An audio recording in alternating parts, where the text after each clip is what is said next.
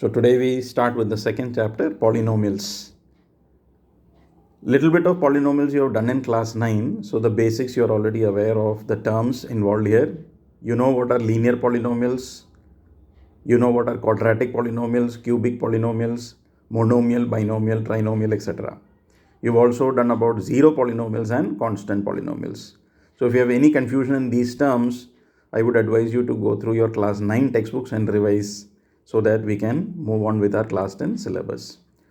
So just to define once more what polynomials are algebraic expressions in which the power of the variable is a positive integer. So I've given some examples here. 3x square plus 5x plus 7. Look at the power of the variable. Now this is a constant. Don't look at the power of the constants. Look at the power of the variable. So here the power of x is 2 and here the power of x is 1. Both are positive integers. So whenever we are having an algebraic expression in which the power of the variable is a positive integer, then it is known as a polynomial. So this is a polynomial. And the highest power of a polynomial is known as its degree. So the degree of this is 2 because the power of x is 2, that is the higher power. Look at the second example here, 4x. This is also a polynomial because the power of x here is 1. If nothing is written, that means it's 1. Okay. So it's a monomial. There is only one term and the power is 1. Okay. So it's a linear polynomial, linear. And this is 7. 7 by itself. Okay. This is also a polynomial because here the variable is not there, but we can write it as 7x to the power 0. Okay. 7 is already there. So we can write this as 7x to the power 0. So when I write x to the power 0, what happens? This becomes a polynomial because as per the definition, the power of the variable should be a whole number. Okay. So 7x to the power 0. This is also a polynomial. So the number by itself is also a polynomial. So these type of polynomials are known as constant polynomials. Okay. Then we have another example here. This is not a polynomial because the power of x is negative.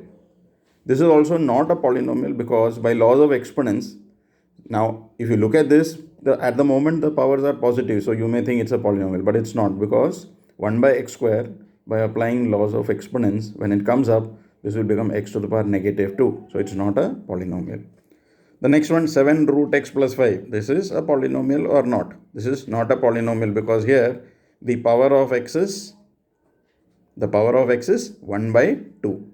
So when the power of x is 1 by 2, that is also not a polynomial. So this is not a polynomial because the power of x is 1 by 2.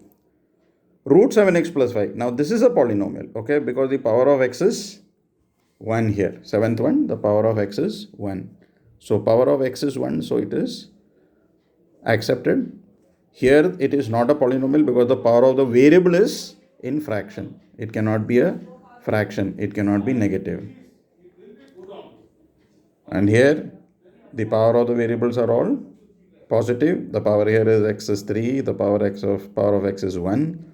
So this is also a polynomial. And the power is 3. So this is known as a cubic polynomial. There are 3 terms. So it's a trinomial.